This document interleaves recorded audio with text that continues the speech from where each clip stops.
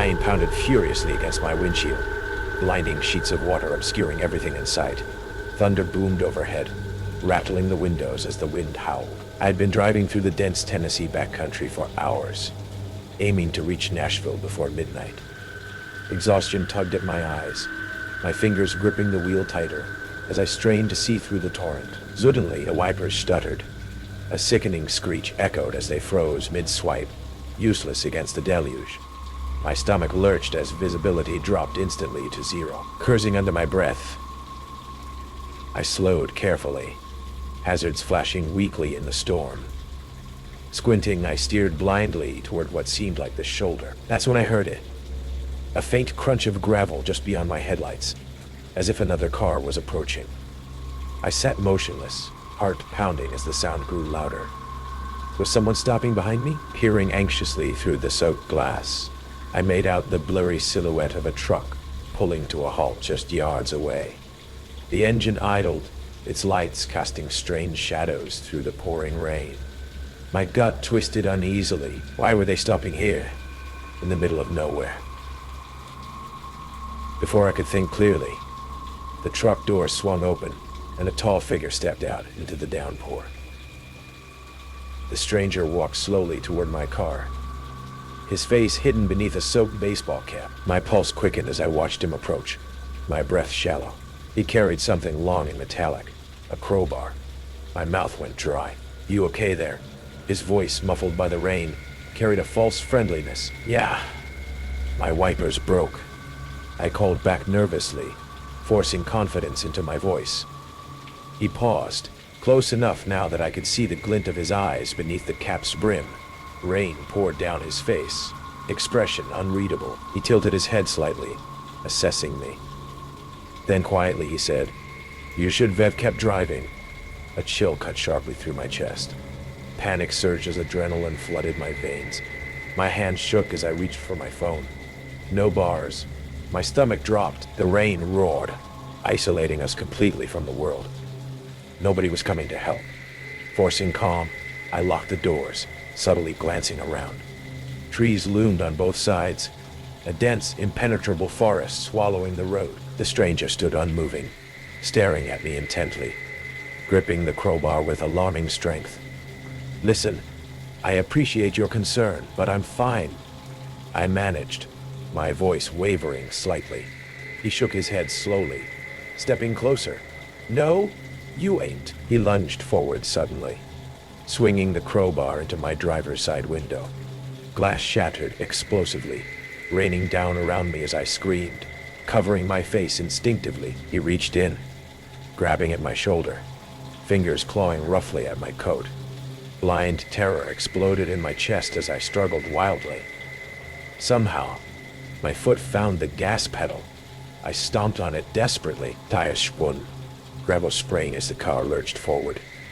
He fell back, tumbling violently onto the road, yelling angrily behind me. Blood pounding deafeningly in my ears. I raced through the darkness, broken windshield letting rain and wine pour in. I glanced in my rearview mirror. Headlights flickered ominously to life. He was coming after me. I swerved onto a narrow dirt path, hoping to lose him. My damaged car shook violently over potholes and debris. Behind, his headlights swung wildly, gaining steadily.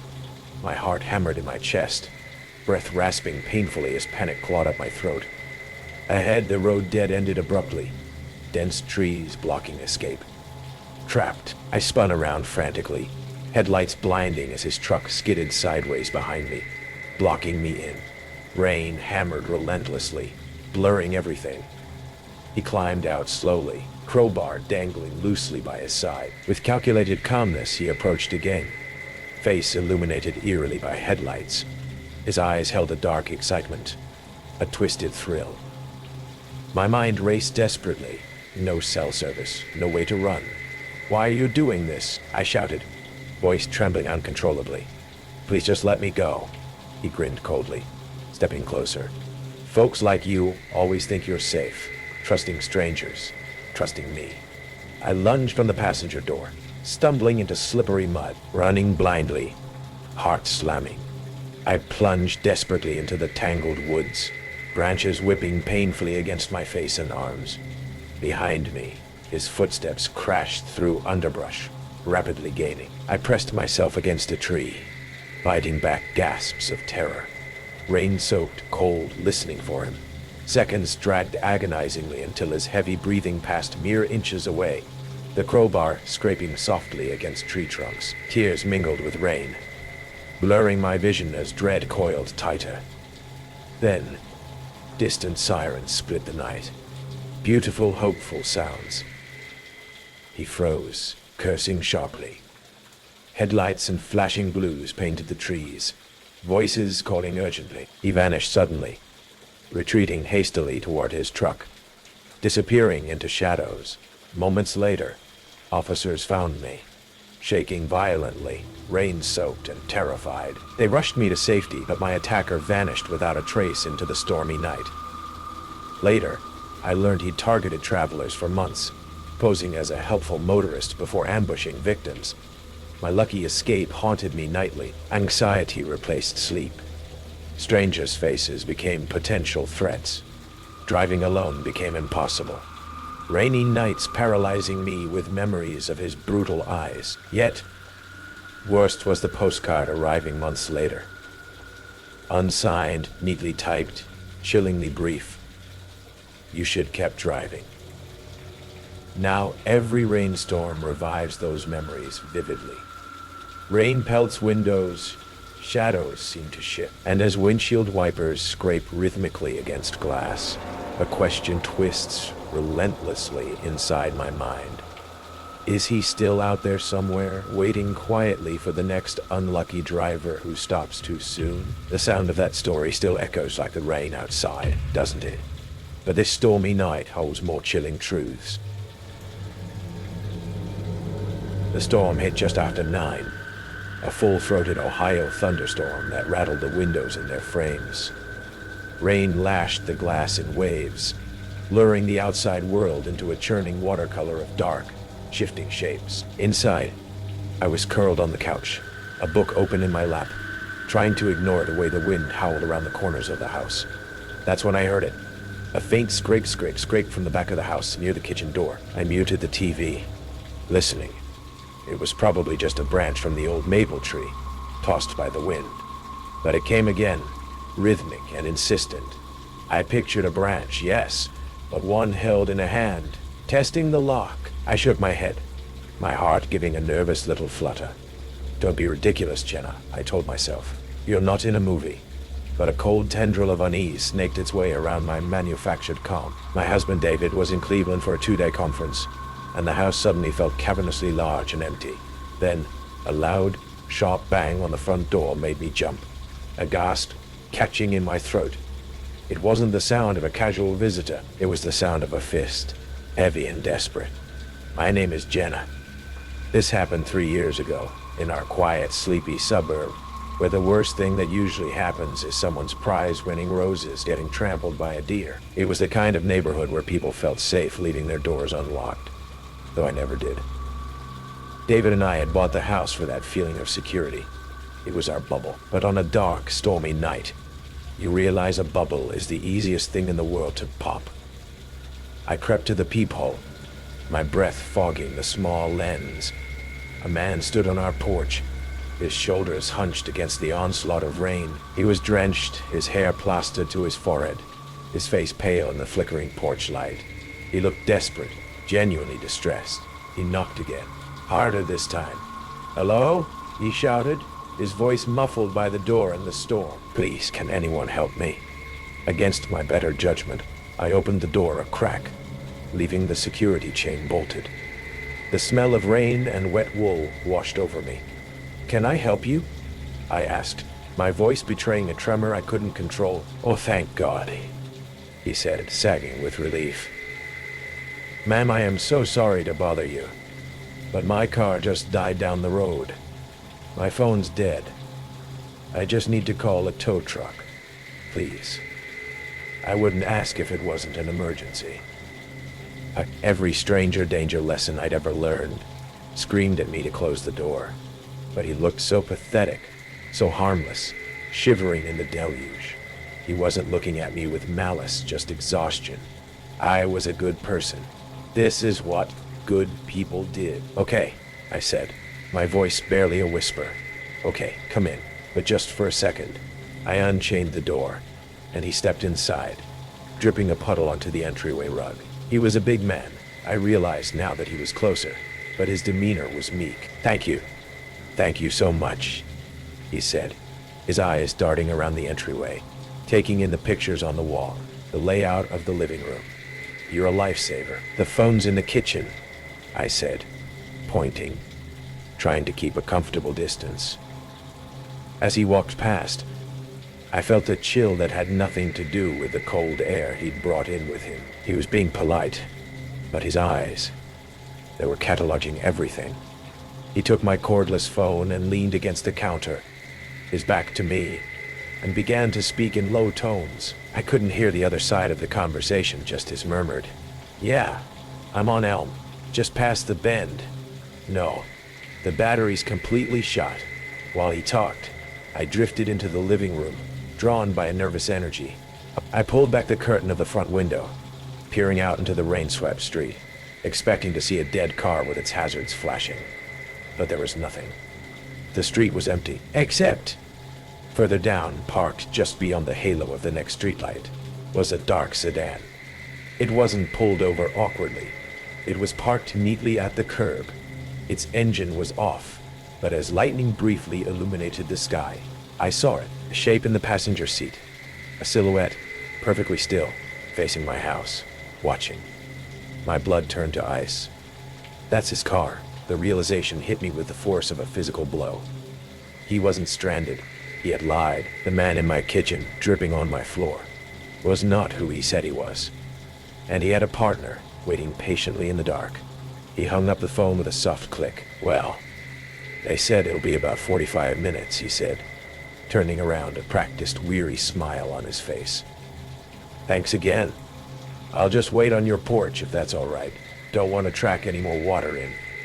Don't want to track any more water in. He was trying to sound considerate, but it was a lie. Another layer in the fiction he was building. He wanted to stay close. My mind raced, a chaotic storm of panic. I had to get him out, not just off my porch, but away from my house. "You know," I said, my voice shaking so badly I was surprised he couldn't hear it. "You don't have to wait. My husband just texted me. He's a sheriff's deputy, and he just got off his shift. He's only about 5 minutes away. He can give you a jump." The man's smile didn't falter, but something in his eyes changed. The meekness vanished, replaced by a hard, cold assessment. He looked from me to the front door, then back. The air crackled with a new, terrifying tension. He knew I was lying. He knew I was lying, and I knew he knew. "A sheriff's deputy?" he said, his voice smooth, but with a new edge of steel. "That's lucky." He took a step towards the door. "Well, in that case, I better go wait in my car. Don't want to trouble him." He opened the door himself, pausing on the threshold. He looked back at me, his eyes now openly menacing. "It's a shame your husband wasn't home," he said softly. "It would have been nice to meet him." He walked out into the rain, not even trying to shield himself from it, and I slammed the door, ramming the deadbolt home and fumbling with the chain. I watched through the peephole as he walked calmly down the street, got into the driver's side of the dark sedan, and drove away, no lights, into the storm. The police came, of course. They told me it was a common tactic for a home invasion crew. One person gains entry through a sympathy ploy, unlocks a door or a window from the inside, and then the partner joins them. They said they were probably just passing through, looking for a crime of opportunity. But I know they weren't. The way his partner sat there, so still, so patient. They had been watching my house. They knew David was gone. And every time it rains, I don't think about the thunder or the wind. I think about the man's eyes when he knew I had caught him in his lie. And the simple, terrifying fact that I had been the one to unbolt the door. If that tale sent a shiver down your spine, just listen closer. The driving rain carries another true horror, waiting to be heard. Rain hammered my windshield like machine gun fire as I fought to keep my 18-wheeler between the lines on I-80. The Wyoming darkness stretched endlessly ahead, broken only by the weak tunnel of my headlights cutting through the storm. I've been driving for 11 hours straight, pushing hard to make my delivery deadline in Denver.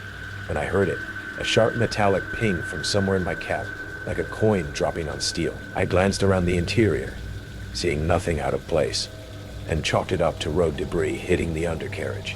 That's when my headlights caught him. A figure stood on the shoulder ahead, thumb extended, completely soaked by the downpour. In 15 years of long-haul trucking, I picked up my share of stranded travelers, but something about this one made my gut clench. Maybe it was the way he stood perfectly still in the driving rain, or how his head tracked my approach like a predator watching prey. My name is Jake Morrison, and I've been running freight between the Midwest and West Coast since 2008. I know the rhythm of the highway, the unwritten rules of the road, and most importantly, I know when something feels wrong. That October night, everything felt wrong. I pulled over anyway. Guilt and 20 years of my mother's voice telling me to help others in need overrode my instincts. The hitchhiker jogged toward my passenger door, moving with surprising grace for someone who'd been standing in a storm. When he climbed into my cab, the smell hit me immediately. Wet clothes mixed with something sharp and chemical, like cleaning supplies or medical antiseptic. "Appreciate this," he said, settling into the passenger seat with a worn canvas bag clutched to his chest. His voice was soft, almost gentle, but his eyes never met mine. "Name's Carl. Just needed to get to the next truck stop." "Jake, no problem." I pulled back onto the highway, windshield wipers working overtime. Hell of a night to be walking. Sometimes you don't have a choice. He held the bag with both hands, fingers wrapped around it like it contained something precious or dangerous. The first red flag was his clothes. Soaked through, sure, but underneath the dampness, they were clean. Too clean for someone who'd been walking in a storm. The second was his shoes. Work boots that showed wear, but not the kind of wear you'd expect from hiking along a highway shoulder. We drove in silence for 20 minutes, the only sounds the rain and the diesel engine's steady rumble. Every time I glanced over, Carl was staring straight ahead, that bag pressed against his chest like a shield. When I hit a pothole, something inside it clinked. Metal on metal, too heavy for toiletries, too sharp for clothes. "What's in the bag?" I asked, trying to sound casual. "Just my things." His grip tightened. Tools of the trade, you might say. The way he said trade made my skin crawl. I'd hauled enough freight to recognize the sound of tools, and whatever was in that bag wasn't for construction or repair work. The truck stop at Little America appeared through the storm like a neon oasis. I pulled into the fuel island, planning to top off and grab coffee. Carl was out of the cab before I'd even set the parking brake. Bag slung over his shoulder. "Thanks for the ride," he said through the rain. "Really saved me." I watched him walk toward the building, but instead of going inside, he veered toward the back of the complex, disappearing into the shadows between the dumpsters and maintenance sheds. Something about his movement, purposeful, practiced, sent ice through my veins. I fueled up quickly, paid inside, and grabbed coffee from the counter. The clerk, a heavy-set woman named Dolores according to her name tag, looked up from her crossword puzzle. "Busy night?" I asked, dead as a doornail. "You're the first customer in 3 hours." She gestured toward the windows, streaming with rain. "Can't blame folks for staying home in this weather." The guy I dropped off. "Did you see where he went?" "Haven't seen anybody but you, Honorable." I walked the perimeter of the building, calling Carl's name. Nothing. It was like he'd vanished into the storm. When I got back to my truck, I found his bag sitting on the passenger seat, zipped tight and waiting. My hands shook as I opened it. The first thing I saw was a coil of climbing rope, the kind used for rappelling. Beneath it, a roll of duct tape, industrial grade, and a plastic bag full of zip ties in various sizes. Some were still in packages, others showed wear. The plastic scored and stretched like they'd been used before. At the bottom of the bag, wrapped in a plastic grocery sack, I found them. Driver's licenses. 7 of them, all belonging to different women. Different ages, different states. But they all shared something. A certain openness in their expressions. The kind of trust that predators recognize and exploit. Jennifer Walsh, age 24, from Salt Lake City. Lisa Chen, 31, from Reno, Taiwan. From Reno. Sarah Mitchell, 28, from Denver. Names and faces that would haunt my dreams. I called 911 with trembling fingers. The dispatcher's voice was calm and professional, but I could barely form coherent words. I need to report. I think I just gave a ride to a serial killer. State police arrived within 20 minutes, followed by a detective who looked like she'd been pulled from her dinner. Detective Maria Santos examined the bag's contents with latex gloves, her expression growing grimmer with each item. "You said he disappeared around back?" she asked. "Just vanished. Like he knew exactly where to go." "He probably did. We've been tracking a pattern of disappearances along this highway corridor. Women who've gone missing from truck stops and rest areas over the past 18 months. The words hit me like physical blows. I'd shared my cab with a monster. Someone who hunted women and collected their identities like trophies. The investigation that followed revealed the scope of Carl's, whose real name was Carl Brennan. Crimes. The rope and zip ties matched evidence found at several crime scenes across 4 states. DNA from the bag linked him to at least 6 murders, with more cases under review. But they never caught him. 3 weeks later, Detective Santos called with an update. "We found surveillance footage from the truck stop. Brennan didn't just disappear. He got into a vehicle that had been waiting in the parking lot. A white panel van with no plates." The implication was clear. Carl hadn't been stranded by the storm. He'd been working with a partner, using the Hitchhiker routine to scout locations and potential victims. I'd been part of their operation, unwittingly helping them case the truck stop. I kept driving for another year, but the job had lost its appeal. Every hitchhiker became a potential threat, every passenger a possible predator. I started sleeping in my cab with all doors locked, checking my mirrors obsessively, jumping at every unexpected sound. The worst part was knowing that Brennan was still out there, still hunting. The FBI added him to their most wanted list, but the trail had gone cold. Women continued to disappear along highway corridors, and I couldn't shake the feeling that some of those disappearances were connected to the man I'd shared coffee and conversation with for 40 miles. I finally quit long haul and took a local delivery job in my hometown of Cheyenne. Steady hours, familiar routes, no more dark highways or mysterious passengers. But even now, 3 years later, I can't drive by Hitchhiker without my heart racing. Last month, I received an envelope with no return address. Inside was a single photograph of a truck stop somewhere in Nebraska, taken at night. A lone figure stood in the shadows near the fuel pumps, barely visible but unmistakably familiar. On the back, someone had written in neat block letters, "Thanks for the ride, Jake. Still traveling." I turned the photo over to the FBI, but I know it won't lead anywhere. Brennan is too smart, too careful. He's learned from his mistake that night in Wyoming, and he won't leave evidence behind again. Sometimes I wonder how many other drivers have unknowingly given him rides, how many truck stops he's used as hunting grounds. The thought keeps me awake at night, staring at the ceiling, knowing that somewhere out there, Carl Brennan is still working the highways, still hunting, still killing, still carrying his bag of horrors from one dark road to the next. And the worst part? He knows I'm the one who exposed his secrets. Which means someday, when he's finished with his current hunting grounds, he might decide to settle that score. Because some passengers never really get out of your truck. They just wait for the right time to climb back in. It's unsettling how often true dread unfolds on nights like these. But believe me, the darkness and downpour conceal even more terrifying accounts. The storm raged outside, howling winds battering against the windows like a chorus of angry spirits. I was curled up on the couch, the flickering light of the TV casting dancing shadows in the dimly lit living room. The sound of rain pounded like a drum, a comforting white noise that usually lulled me into a sense of calm.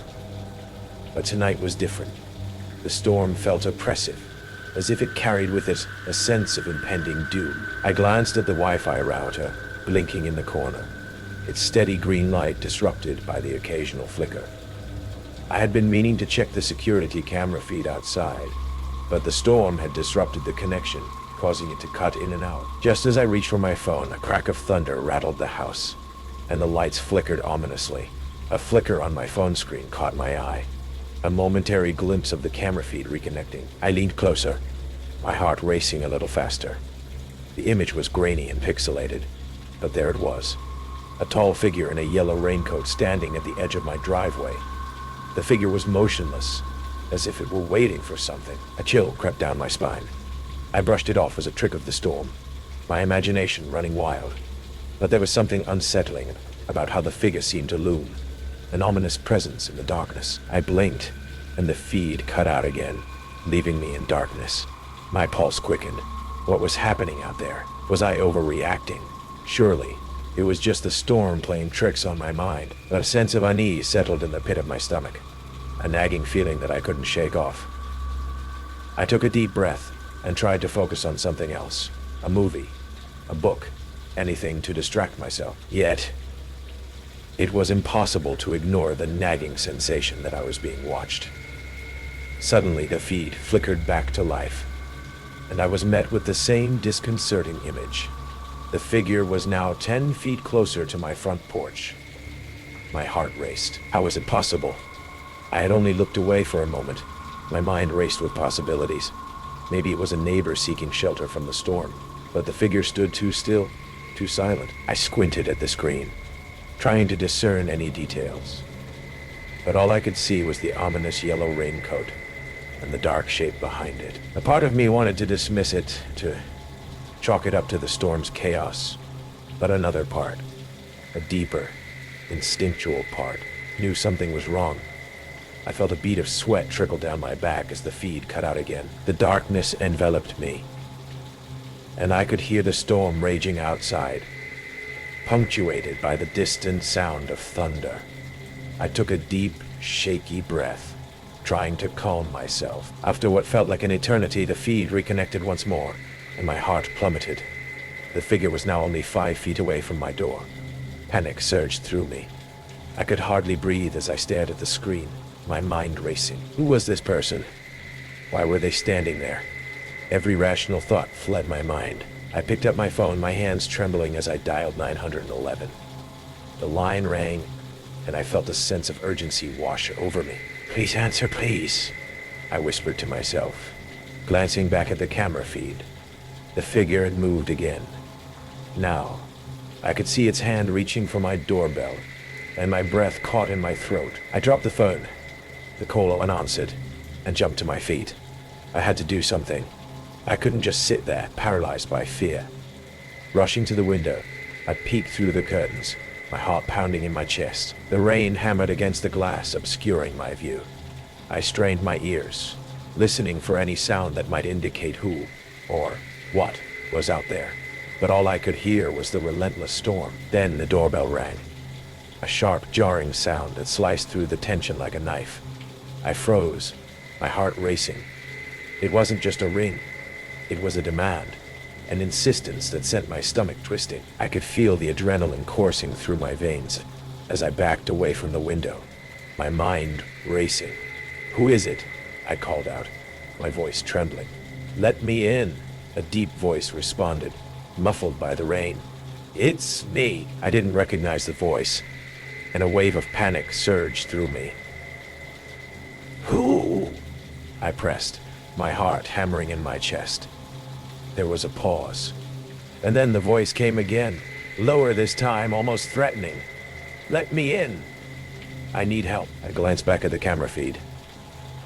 The figure was standing at the door now, obscured by the rain, but unmistakably there. Hand poised above the doorbell, I felt a surge of fear and anger. "Get away from my door," I shouted, my voice firm despite the fear gripping me. But the figure didn't move. Instead, it seemed to lean closer, as if trying to peer through the glass. I felt exposed, vulnerable. What if it was a criminal or someone dangerous? I couldn't let this person in. Suddenly, the lights flickered again, and the feed cut out completely, plunging me into darkness. My heart raced as I fumbled to find my phone, praying that the Wi-Fi would return. I could hear the rain pounding against the windows, a relentless roar that drowned out any other sound. In that moment of silence, I heard it, the unmistakable sound of footsteps on my porch. They were slow, deliberate, almost methodical. I felt a cold sweat break out across my forehead. I had to do something, but what? I started to back away from the door, inching toward the kitchen, my mind racing. Should I call the police again? Grab something for protection? The footsteps stopped, and I held my breath, straining to hear. Then came a slow, scratching sound, like fingernails against wood. It sent a jolt of terror through me. I pressed my back against the wall, my heart pounding in my ears. I had to think clearly. I couldn't let fear paralyze me. Just then, the lights flickered back on, illuminating the room. I glanced at the camera feed, and my heart sank. The figure was standing at the edge of my porch, its face obscured by the hood of the raincoat. In that moment, I realized I needed to act. I grabbed my phone and dialed 911 once more, my hands shaking as I spoke to the operator. "There's someone outside my house, and I think they're trying to get in," I said, my voice trembling. "Stay inside and lock all your doors," the operator instructed, calm but firm. I hung up, heart racing, and turned to look out the window again. The figure was still there, unmoving, but now it seemed to be staring right at me. I felt a shiver run down my spine as I backed away, seeking refuge in the shadows of my living room. The scratching sound returned, more insistent this time, and I felt my pulse quicken. I could hear the rain pounding harder outside, drowning out the sound of my own heartbeat. The figure didn't move, but its presence loomed large, a dark silhouette against the light of my porch. Suddenly the door rattled, and I jumped. The figure was trying to open it. I could hear the lock clicking, the sound sending waves of panic through me. I took a step back, my mind racing with thoughts of escape. Then, in a moment of clarity, I remembered the back door. I quickly made my way through the house, heart pounding, praying I could slip away unnoticed. I reached the back door and paused, glancing back at the front. The figure was still there, now pounding on the door, the sound echoing through the house. I turned and opened the back door, stepping out into the storm. The rain pelted my skin like icy daggers, but I didn't stop. I ran, heart racing, desperate for safety. As I sprinted down the alley behind my house, I could hear the figure's voice calling out, "Hey, come back. I just want to talk." The words sent a chill down my spine. There was something sinister in that voice, a desperation that felt threatening. I didn't look back. I kept running, adrenaline fueling my escape, the storm drowning out the sound of my racing thoughts. I could hear the sirens wailing in the distance, a beacon of hope cutting through the chaos. When I finally reached the main road, I collapsed against a lamppost, gasping for breath. The rain soaked me to the bone, but I didn't care. I watched as the police cars pulled up to my house, lights flashing through the downpour. In that moment, I felt a sense of relief wash over me. But as I glanced back toward my home, I couldn't shake the feeling that something had changed. I had escaped, yes, but the memory of that figure, standing motionless in the rain, would haunt me forever. Days later, the police informed me that they had apprehended a suspect, a man with a history of stalking. My heart sank as they described him, his yellow raincoat a chilling reminder of that night. I returned home, but the walls felt different, as if they were closing in on me. Every creak of the floorboards, every flicker of light sent my heart racing. I had survived, but I could never shake the feeling of being watched, the nagging thought that the danger was still out there, lurking just beyond my front door. And now, every time it storms, I find myself glancing at the window, waiting for the flicker of a camera feed, the haunting image of that figure forever etched in my mind. What if he comes back? What if he's still watching? Don't let the fear settle in just yet. There's another true story brewing in this rainy darkness that will keep you awake. Stick around.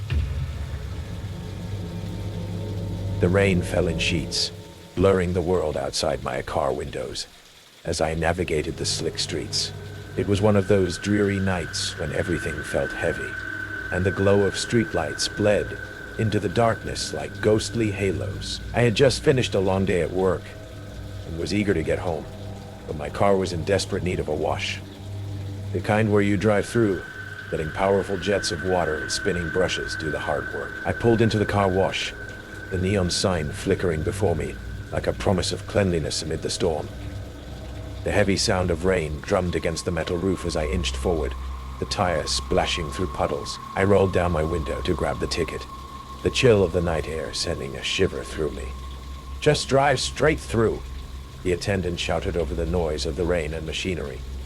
I nodded, feeling the tension of the day begin to lift. As I drove into the wash bay, the heavy brushes came to life, enveloping my car in a cocoon of noise and darkness. Water cascaded down like a waterfall, and the rhythmic swish of the brushes against the car was oddly soothing. I leaned back in my seat, letting the mechanical symphony wash away my stress. But then, something strange happened. My interior lights flickered on abruptly, illuminating the cramped space of my car. My heart skipped a beat at the unexpected brightness.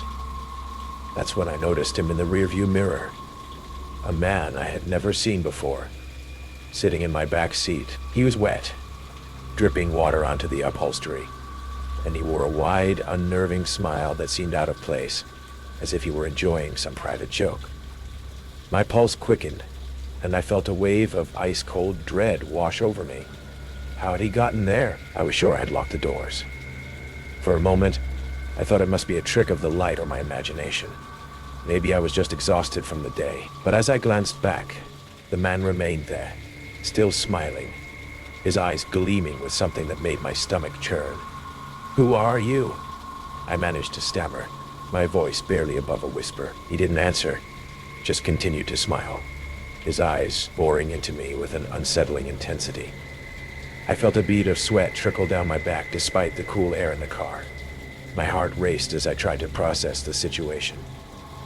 Was I overreacting? The car wash continued around me, the brushes scraping and slapping against the windows, drowning out my thoughts. The world outside was a blur, and the only thing that felt real was the figure in my back seat, an embodiment of pure dread. As the car wash progressed, I glanced at the rearview mirror again. The man was 10 feet closer, his position shifting ever so slightly as if he were inching toward me. Panic surged within me, and I gripped the steering wheel tightly, my knuckles turning white. "Hey, get out of my car!" I shouted, desperation creeping into my voice. The man's smile widened, but he remained silent. I could feel my heart pounding in my chest, each beat echoing in my ears. The brushes moved in a hypnotic rhythm, and I felt trapped in a cycle of terror, unable to escape. The car wash seemed to stretch on forever, and with each passing moment, the man drew closer. I could see the droplets of water glistening on his skin, the way his smile remained fixed, unyielding. The tension in the air thickened, and I could hardly breathe. Finally, as the spray of water subsided, I felt a flicker of hope. The final curtains of the wash were rolling away, revealing the exit. But as the lights dimmed and the last brush swept past, I turned to look back once more. In that instant, the man's hand moved, reaching toward my door handle. My breath caught in my throat as I realized the moment of truth was upon me. "Stop!" I screamed, throwing the car into gear and slamming on the accelerator. The tires screeched against the wet pavement as I burst out of the wash, adrenaline surging through me. I glanced back in the rearview mirror, and to my horror, the man was no longer seated. He was gone, vanished as if he had never been there.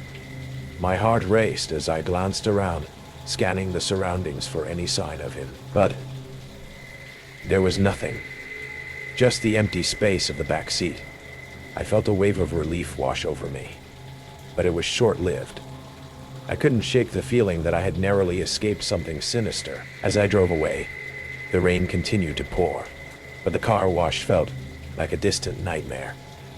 My heart gradually slowed, but every shadow in my peripheral vision made me jump. I could still feel the weight of that smile, the unsettling gaze of a stranger who had invaded my space. Once I arrived home, I locked the doors and checked every window, the paranoia coursing through my veins. I tried to rationalize what had happened. Maybe he was just a drifter seeking shelter from the storm. Maybe I had imagined the whole thing. But deep down, I knew that wasn't true. I felt like I had been marked by something dark, something I couldn't fully comprehend. The image of that man lingered in my thoughts, a ghost of the evening that refused to fade. Days passed, and I tried to return to my normal life, but the unease clung to me like a shadow. I avoided driving at night, especially through car washes. Each time I closed my eyes, I saw that smile, felt the weight of those eyes dissecting my soul. Then, one night, as I lay in bed, restless and unable to sleep, I received an alert on my phone. It was a news notification, something about a string of disappearances in the area. Each victim had vanished without a trace, last seen in places they felt safe. My stomach twisted as I read the details, the hairs on my arms standing on end. Every description felt too close to home, too familiar. The fear that had been simmering beneath the surface boiled over. What if that man was more than just a stranger? What if he had been hunting for his next victim? I scrambled to my feet, my heart racing as I grabbed my phone and searched for security footage of the car wash. The grainy images appeared on the screen, and I felt my breath hitch. There I was driving through, followed by those ominous brushes, but as I fast-forwarded, my heart sank. The footage showed the moment I entered the wash, but there was no sign of the man. It was as if he had never existed. I felt the walls closing in around me, the paranoia creeping back. Had I imagined it all? Or was there something more sinister at play? The next morning I reached out to the police, desperate to report what had happened. But as I recounted my experience, their faces shifted from concern to confusion. Are you sure it wasn't just a figment of your imagination? One officer asked, a hint of skepticism in his tone. I felt the blood drain from my face. Was I losing my mind? I insisted on my story, but with each passing moment, I could see their doubt grow. They took my report, but offered no reassurance, leaving me feeling more isolated than ever. Days turned into weeks, and the weight of that smile haunted me. I couldn't escape the feeling that I was being watched, that the man might still be out there, lurking in the shadows. Every time I stepped outside, I felt exposed, vulnerable, and aware of every flicker of movement around me. Then, late one night, I received a text from an unknown number. I'm still watching. A chill ran down my spine as I stared at the screen, my heart racing. It was a reminder that I wasn't safe, that the nightmare I had tried to escape was still very much alive. I felt a surge of anger and fear as I realized I had to take control of my life. I installed security cameras around my house, fortified the doors, and became hyper-aware of my surroundings. But even with the precautions in place, the dread never left me. The man in the yellow raincoat had become a ghost, a presence that lingered in my mind, a reminder of how quickly safety could vanish. I had escaped that night, but at what cost? Now, every time it rains, I find myself glancing over my shoulder, waiting for that unsettling smile to reappear. The world feels darker, filled with shadows and threats lurking just beyond my vision. And as I lie awake at night, I can't shake the thought. What if he is still watching?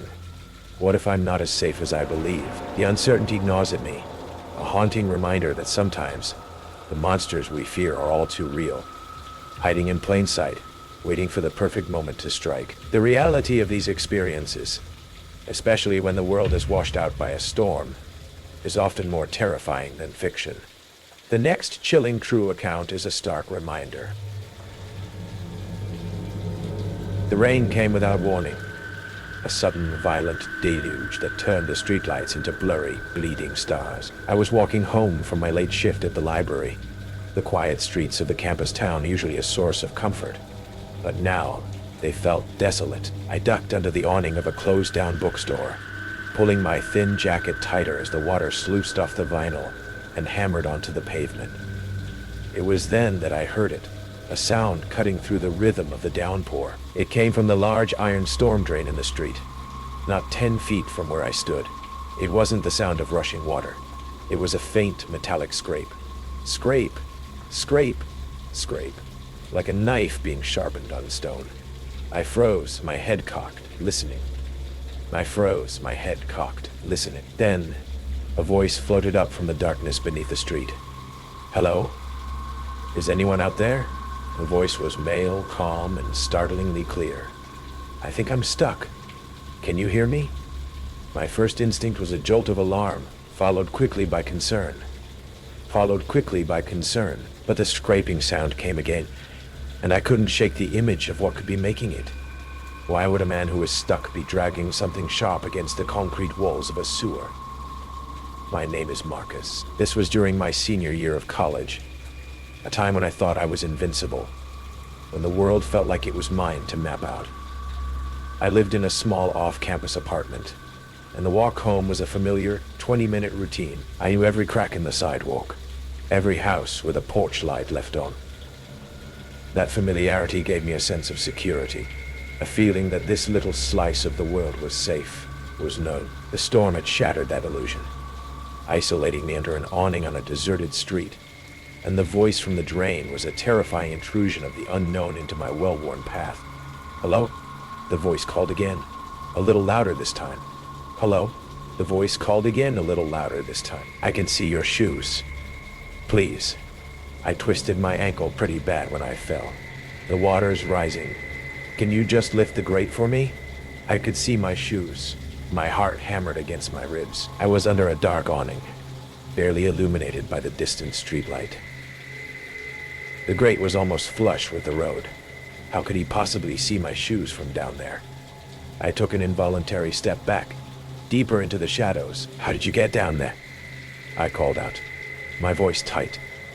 "I was trying to get my keys," he answered immediately, his story ready and plausible. "Dropped them right down the drain like an idiot. I thought I could reach them, but the ladder rung was slick from the rain. I fell. Please, my phone's soaked. I just need a hand." He sounded so reasonable, so normal. I felt a pang of guilt for my hesitation. This was just a guy who'd had a streak of bad luck. But the scraping sound started again, louder this time. Scrape. Scrape. It was a deliberate, patient sound, and it didn't fit with the panic of a man trapped in a flooding storm drain. "What's that scraping noise?" I asked, my voice betraying my suspicion. There was a slight pause. "What noise?" he asked, his tone shifting almost imperceptibly, a new layer of something. "Annoyance? Creeping in? I don't hear anything but the water. Look, are you going to help me or not? It wouldn't take you a minute. I just need you to lift the corner." I was torn. My mind was screaming at me that this was a trap, a scenario so bizarre it had to be a lie. But my conscience, my ingrained instinct to help someone in trouble, was a powerful counterforce. What if he was telling the truth? What if I walked away and he drowned? The weight of that possibility was suffocating. I took a few hesitant steps out from under the awning, the rain instantly plastering my hair to my scalp. I stood over the grate, peering down. It was a black, impenetrable void, smelling of wet earth and decay. I could see nothing. I think I should call 911, I said, my hand already reaching for my phone. "No!" The word exploded from the drain, a sharp, violent command that was utterly at odds with his previous calm demeanor. "No cops! By the time they get here, it'll be too late. Just lift the grate. It's not that heavy. Do it now." That was it.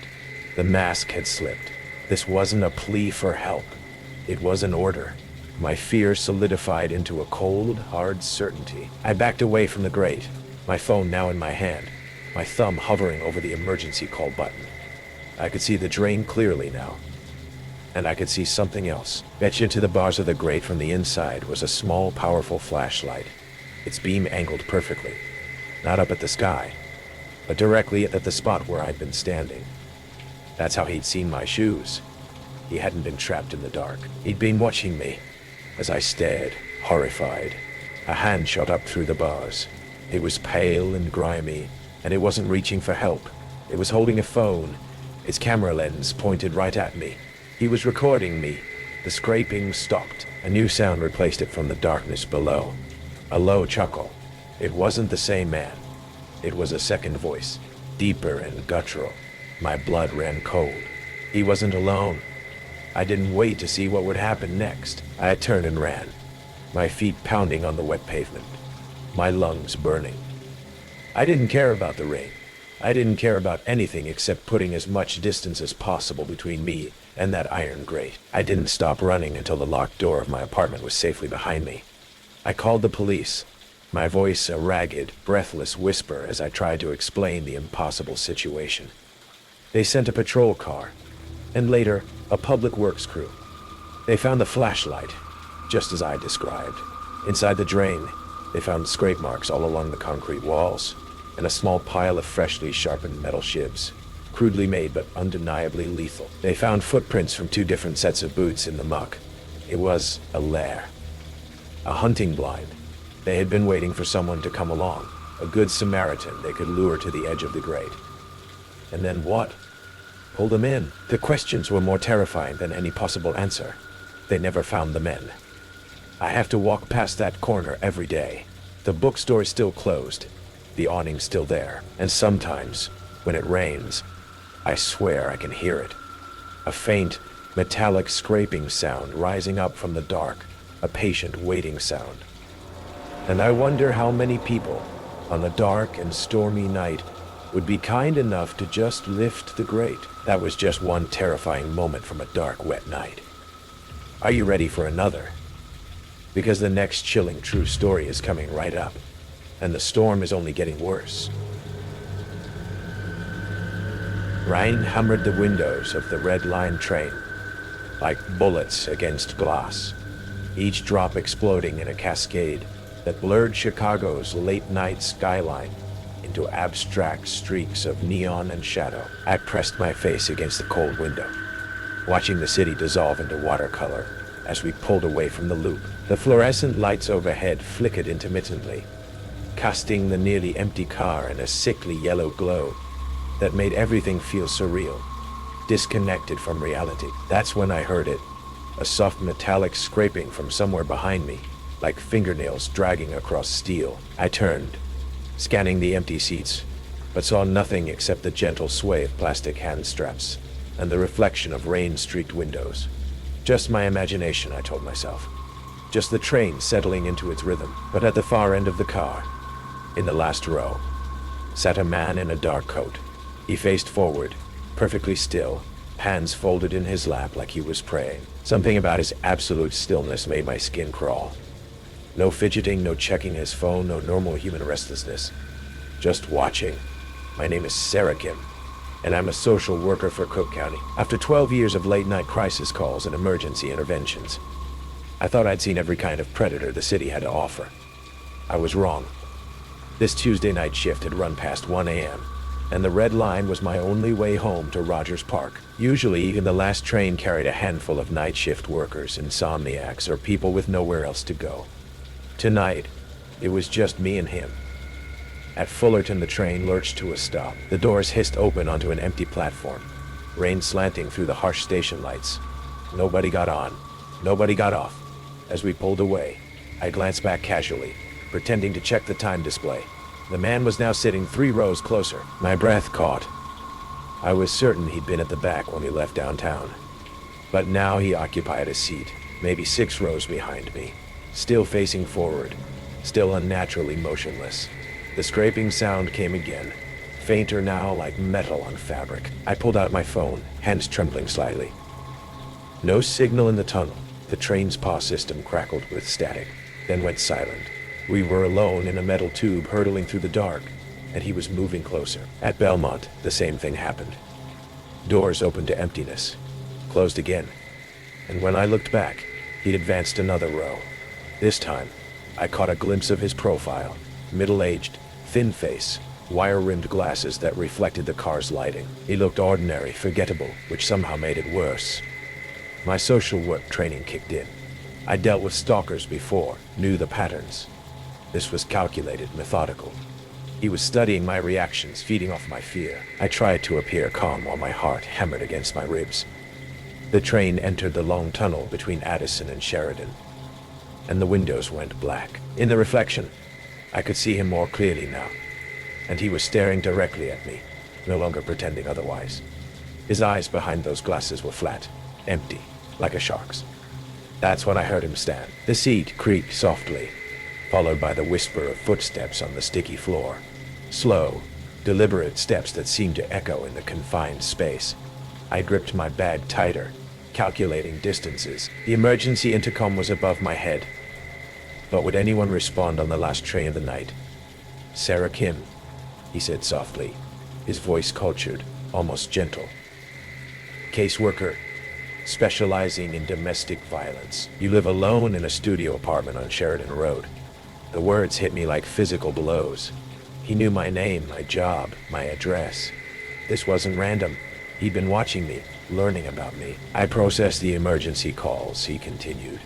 "Now just 2 rows away. Dispatch center, night shift.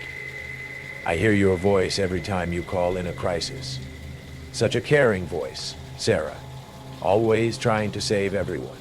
A dispatch operator. A dispatch operator. Someone with access to emergency calls, addresses, personal information. Someone who'd been listening to my voice for months, building an obsession around a woman he'd never met. What do you want?" I managed to ask. "I want you to understand what it's like," he said, reaching into his coat. "To be watched. To have someone know everything about you. To realize you're never really safe." He pulled out a manila folder, thick with papers. "Your case files, your home address, photos of your apartment building. I know your schedule, Sarah. I know when you leave, when you come home, when you're vulnerable." The train began to slow as we approached Sheridan, my station. He stepped aside, gesturing toward the doors. "This is your stop," he said with a cold smile.